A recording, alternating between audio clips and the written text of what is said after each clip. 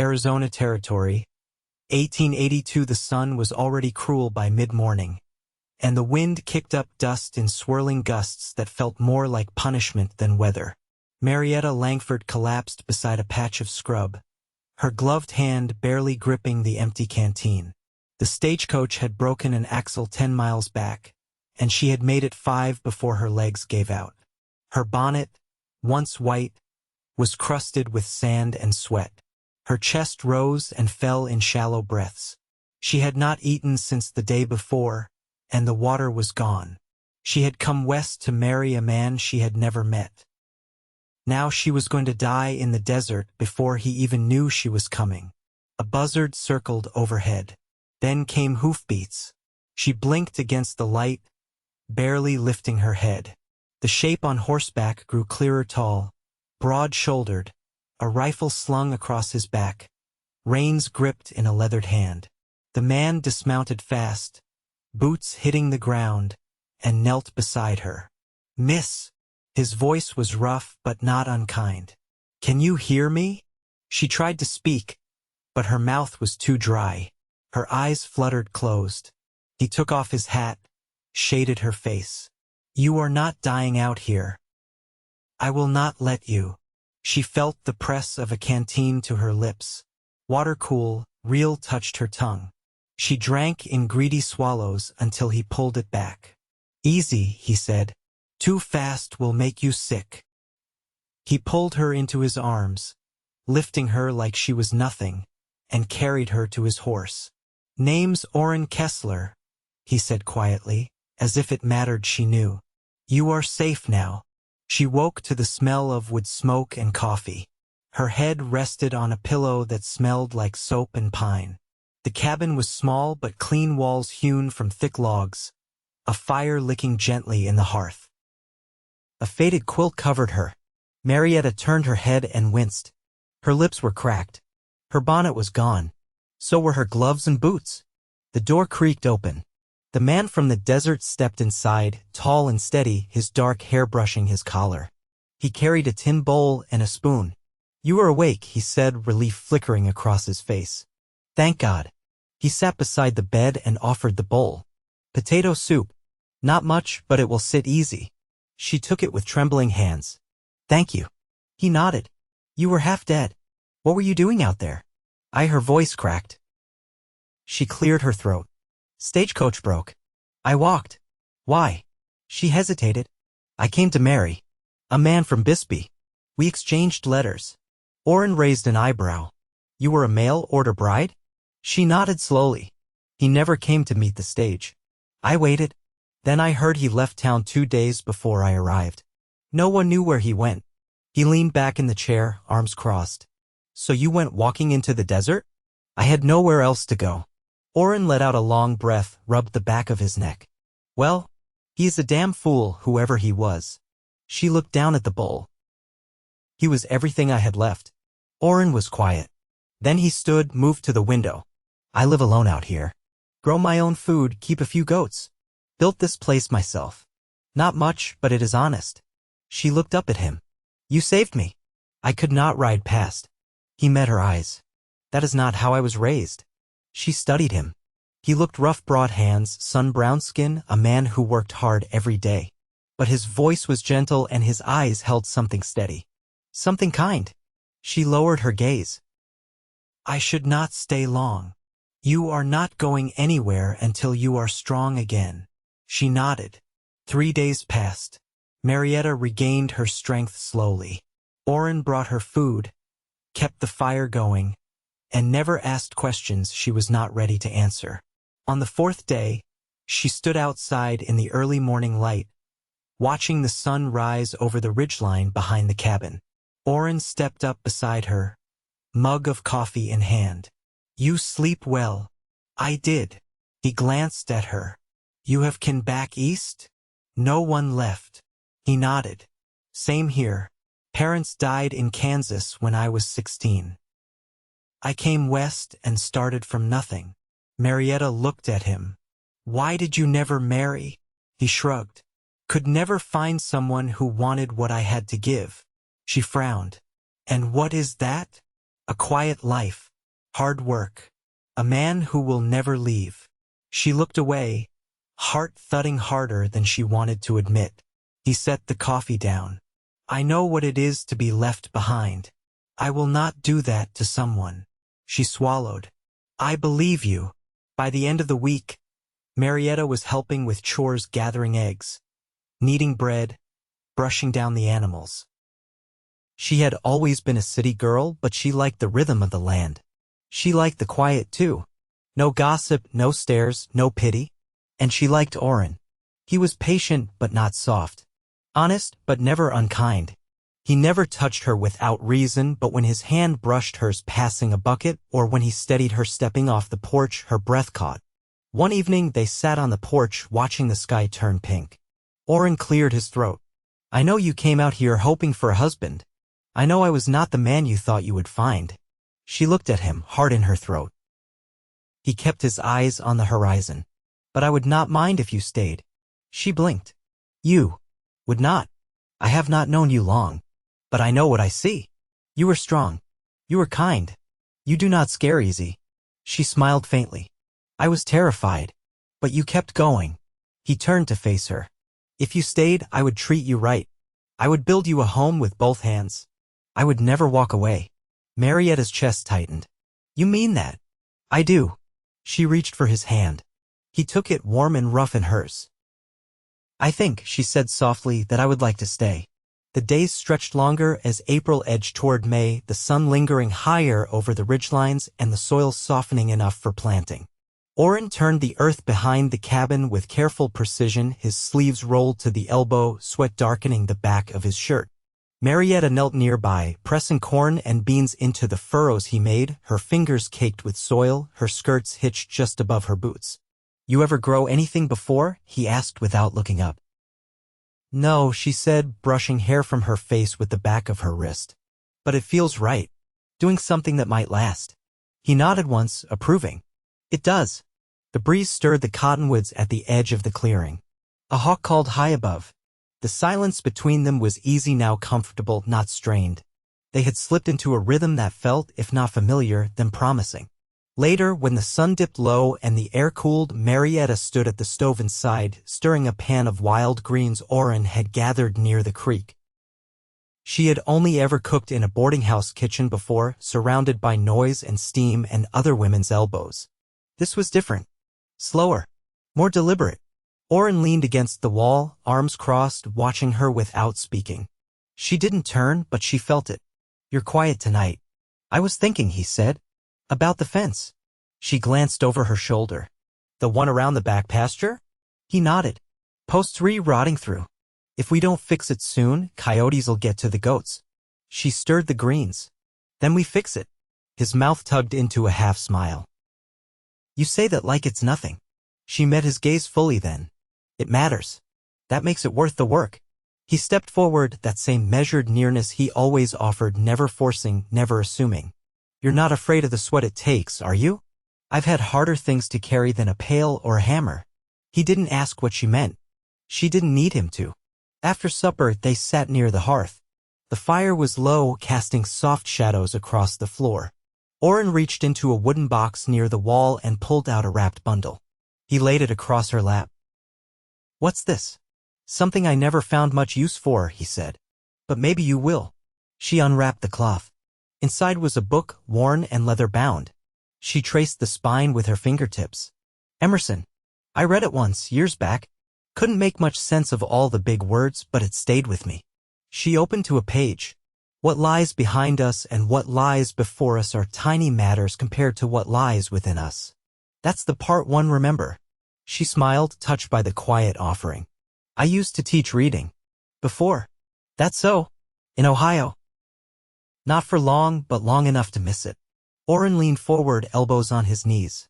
If you wanted to teach again, maybe in town when you're ready, I'd ride you and myself. She looked up from the book. You do that. He nodded. Whatever life you want, I want to help build it. Her breath caught, not from surprise, but from the certainty in his voice. No man had ever spoken to her like that, not with promise, not with respect. She set the book down and stood. The firelight warmed the edge of her dress. I'm not used to being asked what I want. You should be. She stepped closer, her hands clasped in front of her. What if what I want is this? Just this? Orin rose slowly. Then I reckon we're already building it. The silence that followed felt heavier than any words. Not heavy with uncertainty, but with something settling, deep and sure. Outside, a coyote called in the hills. Orin didn't look away from her. She reached forward first, her fingers brushing his. You're not like any man I've known. That trouble you? No, she said. It gives me hope. He folded one of her hands between both of his, rough palms wrapping gently around her knuckles. Then we'll hold to that. That night, as wind moved slow through the trees and the fire died down to embers, they sat side by side on the edge of the bed. Not touching beyond their hands, not rushing what didn't need rushing. Just two people, tired from the day, resting in the stillness they'd earned. And outside, the desert waited as it always did. But inside that cabin, something steady had begun to grow. The first summer rain came without warning, sweeping in from the east in the late afternoon, rattling the roof and soaking the parched ground in minutes. Orin had just finished repairing the last of the fence posts behind the goat pen when the first drops hit. He pulled his hat low and jogged back toward the cabin, boots slick with mud, shirt clinging to his back.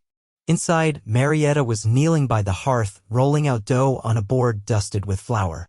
Her sleeves were pushed up, hairpinned in a loose twist at her nape. She looked up when the door opened, the sound of the rain swallowing her words. Orin kicked off his boots just inside the door. Storm caught me halfway through hammering the last brace. She stood, brushing her hands on her apron. You didn't leave the tools out? They're under the lean-to. I'm not green. She handed him a towel, then reached for the kettle warming on the stove. You'll want something hot. He dried his face and arms while she poured coffee into a tin mug. Smells like cinnamon. I found some bark in the back of the cupboard. Figured I'd try it. He took the mug, nodded. Tastes like home if I ever had one. Rain drummed against the windows, steady and full. Marietta sat across from him, folding her hands. I've been thinking about the land around the creek, she said. It gets more shade. Could be good for squash. He looked at her over the rim of the mug. You planning ahead? I don't want to just help. I want to belong. Orin set the mug down. You already do. She didn't answer right away. Her gaze dropped to her folded hands. When I was a girl, I thought marriage would be ribbons and dances. Parlor with velvet chairs. That doesn't seem important anymore. He leaned forward slightly. What does? Being seen. Being needed. You are both. Their eyes met, and for a long moment, neither of them moved. The fire snapped softly behind her. The room was warm, but her skin prickled like it was winter. Orin's voice was low. I've been thinking about how to ask you proper. She tilted her head. Ask me what? To marry me, not because you've nowhere else to go, but because I want to wake up beside you for the rest of my days. The rain softened, the wind stilling against the eaves. Marietta reached for his hand, hers cool from the dough, his rough from fence wire and earth. You don't need to ask again, she said. My answer's already yes. He stood and pulled her up with him, slow and sure. She stepped into his arms like she'd been waiting her whole life to do it. He held her close, one hand at the base of her spine, the other cradling the back of her head. Neither of them spoke. Outside, the rain washed the dust from the windows. Inside, a quiet promise held. The next morning, they rode to town. It was 20 miles of scrub and rock and juniper, the trail winding along arroyos still damp from the storm. Orin rode ahead, scanning the horizon, rifle strapped behind his saddle. Marietta followed on his second horse, her skirts tucked neatly beneath her legs, her back straight. When they arrived, folks at the general store stopped talking when they saw them step in together. No one asked questions. Orin bought nails, sugar, and a length of blue cotton. Marietta picked up a tin of lamp oil and a spool of strong thread. At the clerk's desk, Orin turned to her. 2 rings, he said. Simple gold. The clerk nodded. We've got some in the back. They married that evening at the justice's cabin on the edge of town, beneath a cottonwood still dripping from the rain. The old man's wife served as witness, and afterward she handed Marietta a small bouquet of wild rose and sage. On the ride home, the sky turned lavender and gold. They didn't speak much. They didn't have to. When they reached the cabin, Orin lifted her down from the saddle, his touch careful, reverent. He led her inside, hand in hers, and closed the door behind them. The fire was already burning. The kettle hissed on the stove. Everything smelled of wood and clean earth. Marietta stepped out of her boots, unpinned her hair, and turned to him. "We're home now." Orin reached for her, and this time it wasn't tentative. It was the beginning of a life chosen with open eyes and steady hands. A life not just of survival, but of belonging. Together. Marietta rose before the sun, slipping from under the quilt while the room was still blue with early light. The cabin creaked faintly around her, settling in the cool before the heat. Orin's breathing was deep. His body turned slightly toward where she had been. She watched him for a moment, his brow relaxed. One arm resting over his middle, then stepped quietly to the basin and poured a little water from the pitcher. She washed her face and neck, then dressed, tying her apron snug. There was comfort in the silence, in the way this place didn't ask her to perform or explain. The kettle took a while to boil. She used the time to sweep the floor, check the window latches, and set aside the clean laundry they'd folded the night before. When the coffee was ready, she poured 2 mugs and set one on the table beside Orin's side of the bed. He stirred a few minutes later, blinking against the light. "You been up long?" "Not too," she said, brushing a strand of hair behind her ear. "I wanted us to have warm bread before the sun's high." He sat up slowly, rubbing the back of his neck. "You always work this hard before breakfast?" She gave a soft laugh. "I don't like feeling idle." He reached for the mug. "You're not. Not even close." They ate on the porch, the bread crusty and hot, steam rising as they broke it open. Orin dipped his in his coffee. Marietta spread a thin layer of goat's butter on hers, then looked out toward the hills. "I'd like to name the goat with the torn ear," she said. Orin chewed contemplatively. "What are you thinking?" "Matilda." He looked at her with quiet amusement. "Why?" "She's stubborn and loud and doesn't take kindly to being told what to do." He nodded. "Fair enough." "Matilda, it is." They spent most of the day mending the roof of the barn. Orin steadied the ladder while Marietta passed him boards and nails. The sun bore down hard, but neither complained. They worked in tandem, and when Orin mismeasured a slat and muttered under his breath, Marietta didn't tease, just handed him another. When they paused for water, she leaned against the wall, wiping her brow with the heel of her hand. "I never thought I'd be good at this," she said. "Climbing roofs. Living like this. Not once did I picture myself with dirt under my nails and a hammer in my hand." Orin took a long drink and capped the canteen. "You don't just live it. You're shaping it." She looked at him. The way his face caught the light, lines deepened from years of work and sun. "You don't say much unless it matters, do you?" "I try not to waste words." She nodded slowly. "I like that about you." That evening, they walked along the edge of the creek, where the water still ran shallow. Marietta bent down and picked up a smooth stone, turning it over in her palm. "When I was 12, I used to collect these," she said. "Had a box full. I'd polish them with oil and line them up by size. Still have them. Left them behind when we moved. My father said they weren't worth the wait." Orin took the stone from her hand, studied it, then passed it back. "Seems to me anything that brings peace is weight." She tucked the stone into her pocket. "You ever miss Kansas?" "No. Too many ghosts." She didn't press. He wasn't the kind of man who gave up his past easily, and she didn't want to take it before he was ready to hand it over. They sat beside the water until the light faded, mosquitoes rising in slow spirals near their ankles. Marietta watched the last streaks of color vanish from the sky, then turned her head toward him. "Do you think we'll ever leave this place?" He looked out across the valley where the land rolled off toward distant mesas. "Not unless we're forced to." She nodded.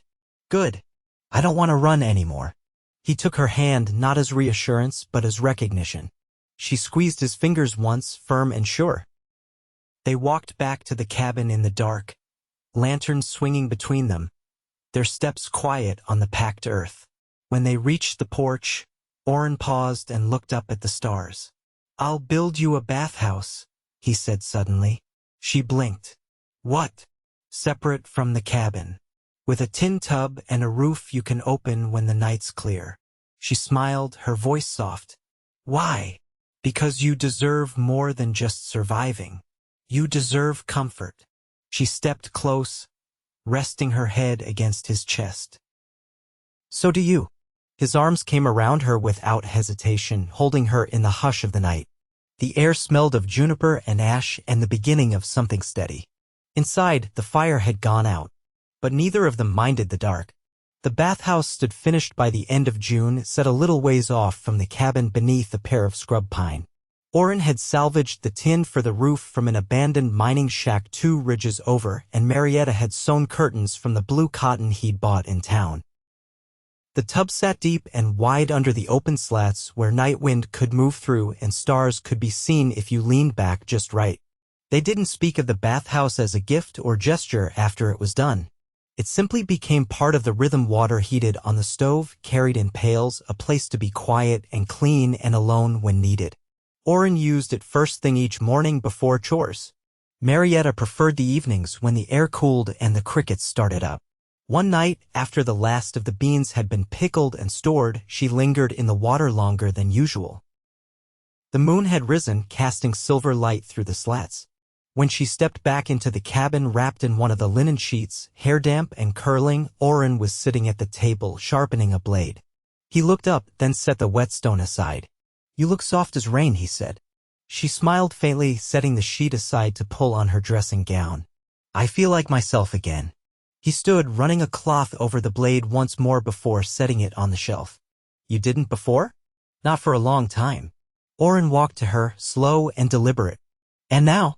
She reached for his hand. "Now I know who I am when no one's watching." He touched her chin, tilting her face up. "So do I." By July, the garden had begun to yield. Tomatoes came in small and dense, and the squash vines stretched far enough that Marietta had to tie them to stakes. She planted marigolds between the rows, not just to keep the insects off, but because their color reminded her of something unspoken childhood.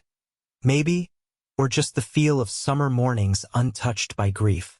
Orin spent more time with her in the evenings, after the animals were tended, after the work of the day was done. He'd take out a stub of pencil and a scrap of paper and sketch fence lines or plans for a smokehouse. Marietta stitched by lamplight, her fingers deft now, the needle moving like thought. The silence between them wasn't filled, but shared. One night, she looked up from her stitching and said, "I want to write to the postmaster in Bisbee." Orin looked up from the plans. "Why?" "I want to tell him I'm not Mrs. Abbott, that he can stop holding my letters under that name." "You think he still has them?" "Maybe, but that's not the point." He set down the pencil. "You want your whole name again. I want the truth of me to sit right in the world." Orin nodded. "Then we'll write in come Sunday." They did, both of them dressed neat and clean. Marietta wore a pale blouse she'd made from flour sack cotton, and Orin had shaved and brushed his hair back. In town, they stopped first at the post office. Marietta stepped inside alone. When she came back out, her shoulders were straighter. "Done?" Orin asked. "Yes." He offered her his hand, and she took it. They stopped next at the church. The preacher had a garden behind the chapel and a wife who offered them cold water and fresh bread. Marietta asked for a blessing, not for forgiveness or favor, but for the steadiness to keep building the life they had chosen. On the way back, they passed the place where the stagecoach used to stop. The station was boarded now, the sign sun-bleached and hanging crooked. She turned in the saddle. That's where it ended. Orin looked once, then ahead again. No, that's where it turned. The heat broke in August with a storm that lasted 2 days. The air smelled of iron and wet ash, and the creek rose enough to reach the roots of the cottonwoods. They stayed inside, playing cards on the floor while rain drummed on the roof. When the sun returned, the cabin felt new again, like it had passed some test. In September, Marietta rode out alone for the first time, down to the schoolhouse 2 miles south. They had heard word that the woman who taught there was moving back east to care for her father. The board was looking for someone steady, someone who wouldn't vanish with the seasons. She returned before dusk, cheeks flushed, eyes bright. "They want me to start after the harvest," she said. Orin was splitting wood by the barn. He rested the axe, wiped his brow. "You want that?" "I do." He crossed to her. "Then we'll make it work." And they did. The harvest came full and honest. They traded what they didn't need for flour and salt, and Orin built shelves for the jars stacked 3 deep. Marietta stitched a new dress from muslin bought with her first month's wages. She kept her old boots, though said they'd earned their place. Winter came quiet and dry. They rode into town once a month for supplies and letters. The preacher's wife wrote often. So did one of Marietta's former pupils from Ohio, now grown and teaching herself. One night in January, Orin came in from checking the goats and sat beside her by the fire. "I've been thinking of building onto the cabin," he said. She looked up from the book in her lap. "What for?" "More space. Maybe a room with a window eastward. For mornings." She folded the corner of the page. "And if we needed space for more than just us?" He looked at her, slow and steady. "You mean to say?" She nodded, the smallest smile tugging at her lips. "I do." He reached across and took her hand. "Then we'll build every wall with care." And he did. The child came in late summer, a girl with dark hair and Orin's quiet eyes. They named her Clara after Orin's mother, who died before he was grown. Marietta recovered well, her strength returning with the wind that carried the scent of juniper and warm earth through the open windows. Clara slept in the room with the east-facing window. Marietta rocked her there in the mornings, singing soft songs from her childhood.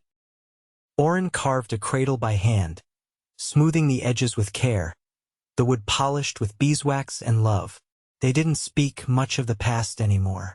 Not because it no longer mattered, but because it had finally found its rest. What they spoke of instead were the goats, the schoolhouse, the new roof Orin planned to raise before the next hail season.